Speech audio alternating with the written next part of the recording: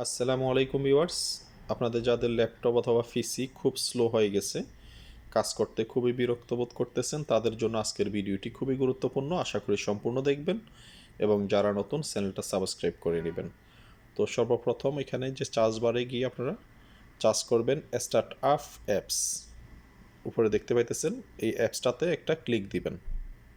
ওকে, click দেওয়ার পরে একটা পেজ ওপেন হবে।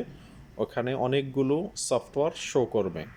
ওই সফটওয়্যারগুলো হচ্ছে আপনার ল্যাপটপ অথবা পিসি যখন ওপেন হয় সাথে সাথে এই সফটওয়্যারগুলো ওপেন হয়ে যায়, যার কারণে পিসি একদম স্লো হয়ে যায়।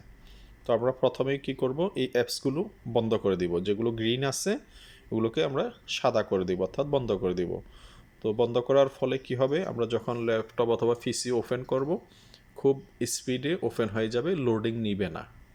ওকে, তো এই যে গ্রিনগুলা সবগুলো বন্ধ করে দিবেন।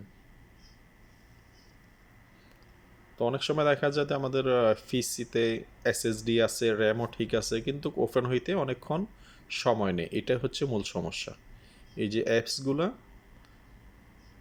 লোডিং নেয়, ওই কারণে স্পিডটা কমে যায়। ঠিক আছে, এগুলো বন্ধ করে দিবেন। আশা করি ল্যাপটপ অথবা পিসির স্পিড অনেক গুণ বেড়ে যাবে।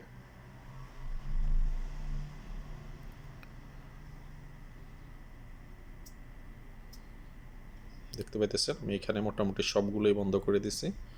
আমি একটা শুধু রাখছি, অ্যান্টিভাইরাসেরটা। আপনারা এটা রাখলে রাখতে পারেন, না রাখলেও বন্ধ করে দেন, সমস্যা নাই।